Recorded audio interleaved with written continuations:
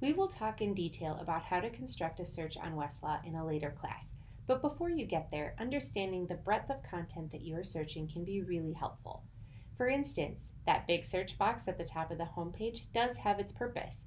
We've already seen how you can use that to pull by citation, by title, or name. But if you were to run a search in that box, we would be searching all of Westlaw, every single resource. This can often lead to confusing results. Let me show you. Let's say you were looking for a secondary source to help explain when a covenant not to compete can be enforced. When you type in your search on the home page and hit enter, you will get not only some secondary sources, but all primary authority, including cases, statutes, and more. In fact, you will get over 11,000 results across all jurisdictions. If you look here, you'll see it's pulling Arkansas and also Massachusetts. This can take a lot of time to sift through. However, if you know what type of content you are looking for, you can quickly narrow down your results before you even run a search.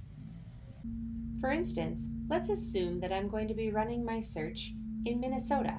If I look under State Materials and click on Minnesota, I will find a content page that houses all Minnesota legal material that Westlaw has, including cases, statutes, and secondary sources. If I were to run a search in this search box, I would be searching all the content listed under this page. But if I only want cases, let's just go to cases.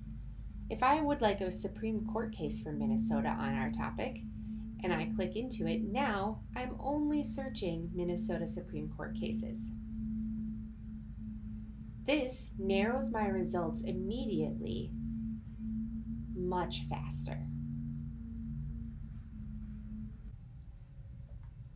This also works even if you don't know what jurisdiction you need to be in.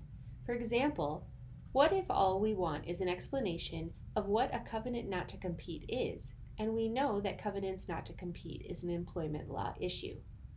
I can go to that specific practice area, employment, and then narrow this content to secondary sources.